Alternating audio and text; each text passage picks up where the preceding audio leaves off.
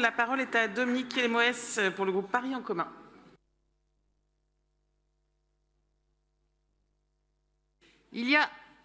Ça marche ? Oui. Il y a 4 ans, une pandémie vidait nos rues et mettait à l'arrêt une large part de notre économie.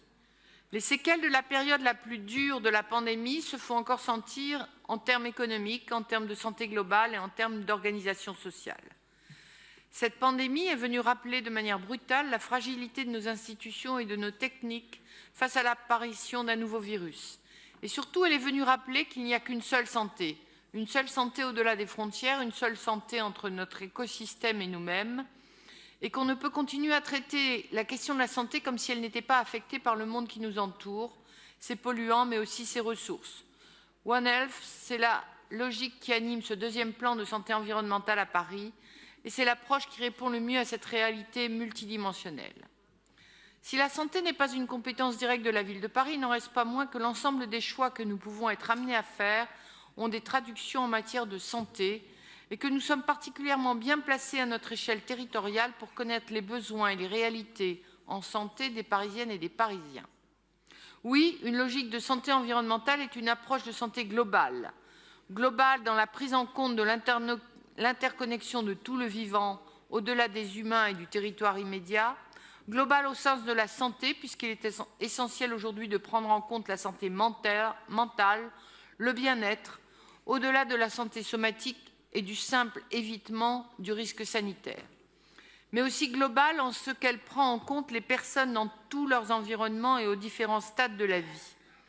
En ce sens, je voudrais saluer l'accent qui a été mis avec détermination sur la maternité et l'enfance, avec l'optique des 1000 premiers jours de la vie de l'enfant, c'est-à-dire de la conception jusqu'aux 2 ans révolus.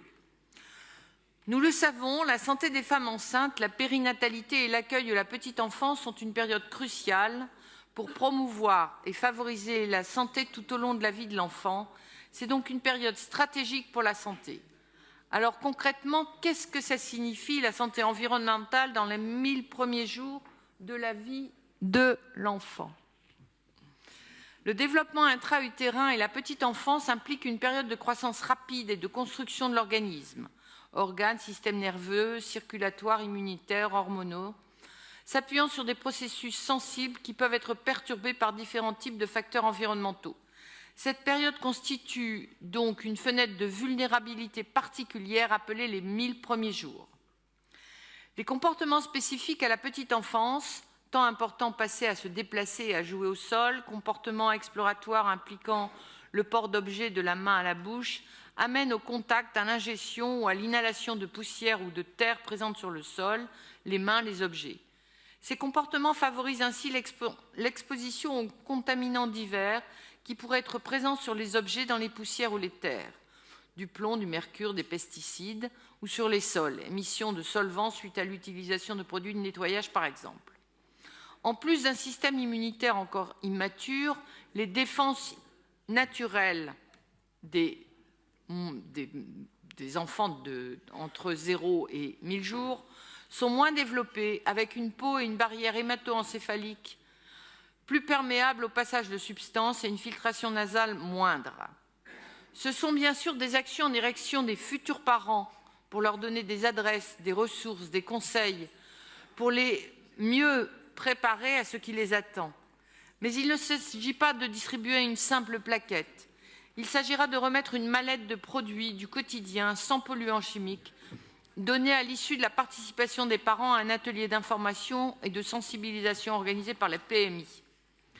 Cela rejoint la démarche engagée auprès des centres de PMI pour en faire retirer tout produit potentiellement problématique et leur permettre de devenir des lieux ressources en santé environnementale. Une manière concrète d'agir en proximité, concrètement au plus près des besoins de toutes les familles.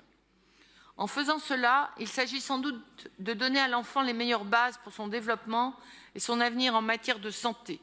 Mais il s'agit aussi, à plus brève échéance, de lui permettre d'atteindre le meilleur niveau de santé possible, comme l'exigent ses droits. C'est aussi dans les crèches municipales qu'il faut agir, et cela est fait, et cela va continuer, bien entendu. C'est la même chose pour les écoles maternelles et les écoles élémentaires. Nous sommes à la veille des 35 ans de la Déclaration des droits de l'enfant de 1989 et 100 ans après la première déclaration des droits de l'enfant de 1924. S'il est vrai que la santé de l'enfant détermine grandement la santé de l'adulte que cet enfant va devenir, la promotion de la santé des enfants est aussi une fin en elle-même, un devoir dont nous sommes porteurs envers l'enfant et que nous affirmons avec force par le travail mené depuis des années sur le sujet et que, bien entendu, nous allons continuer. S'agissant de la santé, nous favoriserons l'adhésion des hôpitaux au dispositif Hôpitaux Amis des bébés de l'UNICEF. Je vous remercie. Merci à vous.